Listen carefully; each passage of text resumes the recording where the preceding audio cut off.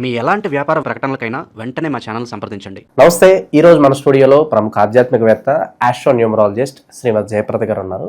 మేడంతో మాట్లాడేద్దాం. నమస్కారం మేడం. నమస్తే అమ్మా. శ్రీమాత్రే నమః. మేడం, సెప్టెంబర్ మాసం వృశ్చిక రాశి వారికి విశేషంగా ఏ విధంగా ఉండబోతుంది? గ్రహణం తాలూకు ఇంపాక్ట్ ఎలా ఉంటుంది? ఎలాంటి జాగ్రత్తలు తీసుకోవాలి? ఓవరాల్గా ఈ సెప్టెంబర్ నెల వీళ్ళకి ఎలా ఉండబోతుంది? తప్పకుండా వృశ్చిక రాశి వాళ్ళు అనగానే ఏంటంటే నాకు వీళ్ళంటే చాలా అభిమానం ఉంటుంది. ఎందుకంటే ఈ రాశులు చాలామంది అనుకుంటారు మాకు ఎప్పుడు కష్టాలు ఏంటి అంటారు. వాళ్ళకి ఎప్పుడు కష్టాలు కాదు, ఎప్పుడు ఛాలెంజెస్ వీళ్ళకి. అది కష్టం వేరు, ఛాలెంజ్ వేరు. సో కష్టం అనుకుంటే అది బాధ, ఛాలెంజ్ అంటే అది మనం గెలిచామనే ఆనందం. ఒక ఛాలెంజ్ నుంచి ఒక ఛాలెంజ్ గెలిచామని ఆనందించాం. ఈ వృశ్చిక రాశి వాళ్ళకి ఈ ఛాలెంజెస్ అనేది ఎక్కువగా ఉంటాయి.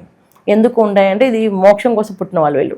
అంటే ఈ జన్మలో అంటే గత జన్మలో వాళ్ళు చేసుకున్న కార్యక్రమాల ద్వారా అంటే ప్రారంభం ఏదైతే ఉందో ఆ ప్రారంభాన్ని ఈ జన్మలో ఆ కార్యక్రమాలన్నీ చేసేసి ఫినిష్ చేసుకొని బయటికి వెళ్ళాల్సిందే. అందుకే చాలామందికి ఎక్కువ కాలం కష్టాలు ఉంటాయి, కొంతమందికి తక్కువ కష్టాలు ఉంటాయి, కొంతమందికి అప్పుడప్పుడు వస్తుంటాయి కష్టాలు. ఇవి రాయడానికి కారణం ఏంటంటే ఈ రుణానుబంధ రూపేణ అంటారు కదా. రుణం తీరిపోతుంది, వీళ్ళని వదిలేసి వెళ్ళిపోవడము, వీళ్ళతో ఆ పని అయిపోయింది, ఆ పని చేయించిన వీళ్ళని పక్కన పెట్టడం జరుగుతుంటుంది. వీళ్ళకేమనిపిస్తుంది, మమ్మల్ని తక్కువ మేమే ఎందుకు వీళ్ళకి ఇంత న్యాయంగా ఇంత ధర్మంగా చేస్తే వీళ్ళు మమ్మల్ని తోస్తారు పక్కకి, అంటే వీళ్ళు ఎలాంటి వాళ్ళు, అసలు ఎలాంటి వాళ్ళు నాకెంత దేవుడు పరిచయం చేస్తారు అని చెప్పి వీళ్ళకి బాగా బాధ ఉంటుంది, కోపంగా ఉంటుంది దేవుడి మీద కూడా. సో ఎందుకు రీజన్ అంటే వృశ్చిక రాశి వాళ్ళందరూ మోక్ష సాధనగా పుట్టిన వాళ్ళు.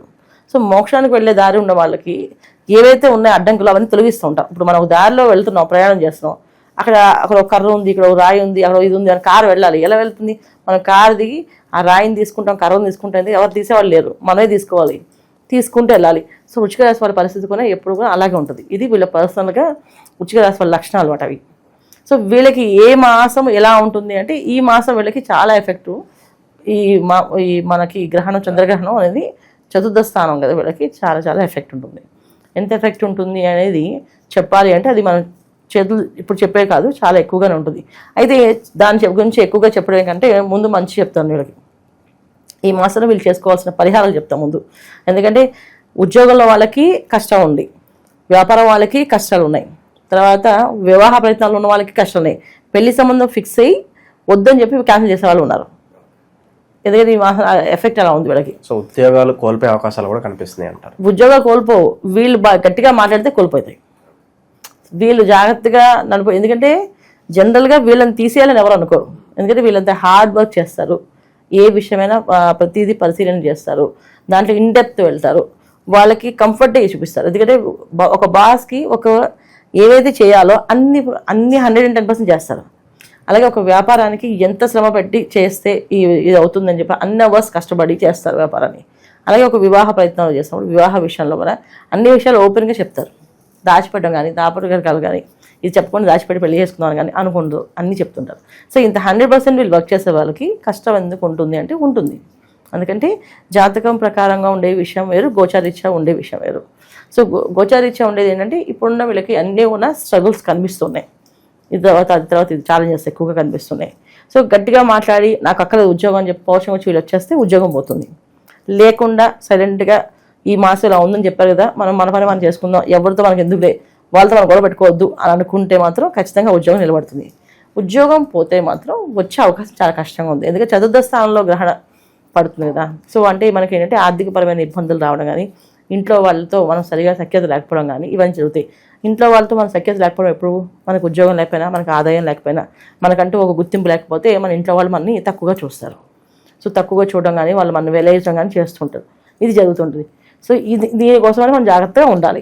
ఇంకోటి వివాహ ప్రయత్నాల్లో ఉన్నవాళ్ళు వివాహం విషయంలో అంటే అమ్మాయి పెళ్లి చేద్దాం అనుకున్నా, అబ్బాయికి పెళ్లి చేద్దాం అనుకున్నా అక్కడ కాస్తంత ఇబ్బందులు వచ్చి ఆ వివాహాలు ఆగే అవకాశాలు కూడా ఉన్నాయి.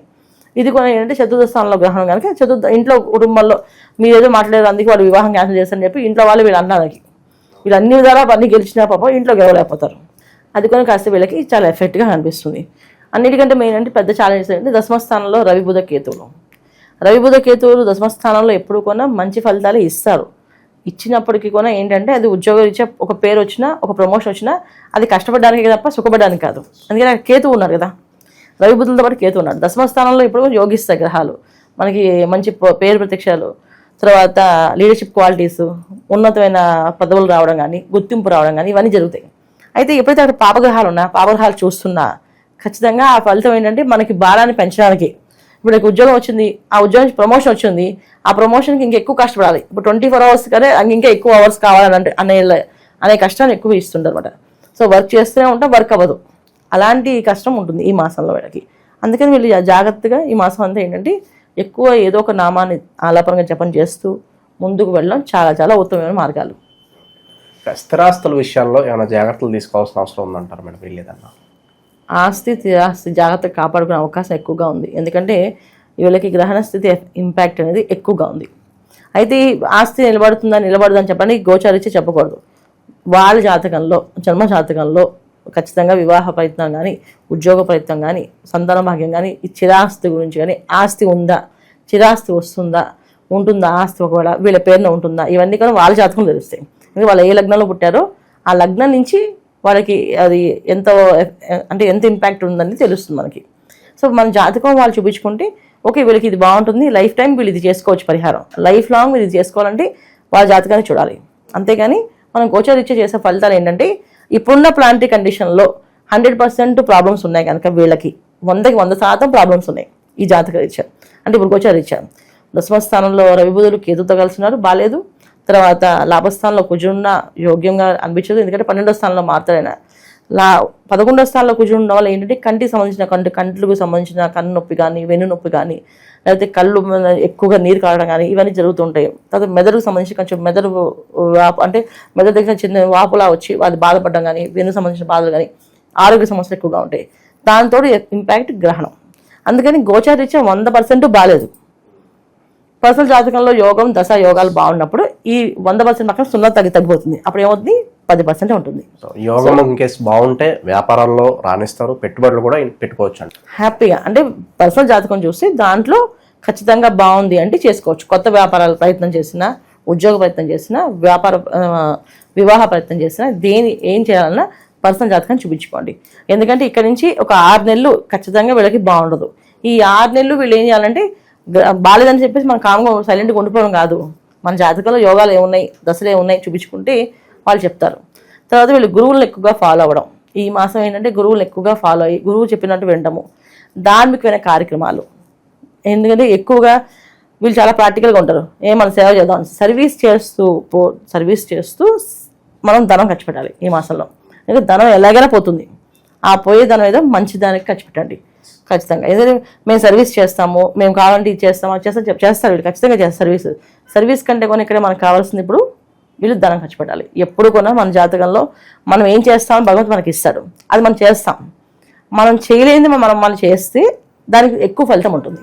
అంటే కొంతమందికి డబ్బు ఇవ్వడం ఇష్టం ఉండదు, ఎంతసేపు అయినా పని చేస్తుంటారు. కావాలంటే నేను పొద్దున్న సాయంత్రం పని చేస్తుంటారు, లేకపోతే వాళ్ళకి భోజనం పెట్టిస్తానండి, నేను 24 hours కావాలంటే వాళ్ళు భోజనం పెడతారు, పొద్దున పెడతారు, మధ్యాహ్నం పెడతారు, రాత్రి పెడతారు, కానీ జీతం డబ్బులు అది మాత్రం నన్ను ఇవ్వనంటారు.